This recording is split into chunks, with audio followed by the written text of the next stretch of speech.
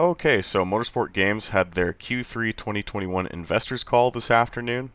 I was left under the impression that this company has a tendency to just invent their own reality, and I'm not a fan of that. I don't support that kind of thinking, so let's just dive into what was discussed. First thing I gotta mention, because this is a big one, Ultimate Team is on the drawing board, and they are going to try and implement this at some point. We continue to review plans around the British Touring Car and IndyCar franchises that we have now on board, whether or not that's suitable for mobile. We've got some ambitious plans around Ultimate Team concepts, probably related to the NASCAR franchise, because we think there's a great opportunity there. We could do very well.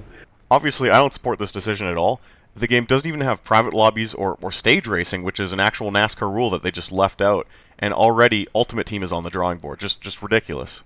Second, they believe even with refunds, because they are factoring those into their projected earnings, they believe this game will still outsell NASCAR Heat 5. Estimated revenue results for the pre-orders and launch date that we discussed on the call actually includes those refunds accounted for such period. So without a doubt, there's some impact on our revenue. How much specifically for the quarter will be hard to estimate at this moment. But from what we're seeing so far, the build-up demand for the game is currently still putting us ahead of our last NASCAR Heat 5 release, and those are the numbers that we were able to bring to you guys as soon as those estimates became available. So there's publicly available data that implies the exact opposite. If you go to Steam charts and you type in both NASCAR Heat 5 as well as NASCAR 21 Ignition, NASCAR Heat 5 has double the active players as NASCAR 21 Ignition. In fact, the all-time highest concurrent player count for Heat 5 is higher than NASCAR 21 Ignition. So I find it pretty rich they say this is hard to estimate to their investors when Steam charts exists, and any jabroni can just go look it up right now. Lastly, we get to my favorite part of the conference call, which I'm really hoping the higher-ups involved in this call just sort of misspoke and were a bit too ambitious when describing the situation. But they claim that community feedback has actually done a 180 since the handful of patches for this game came out, and everyone actually is really positive and really likes the game now.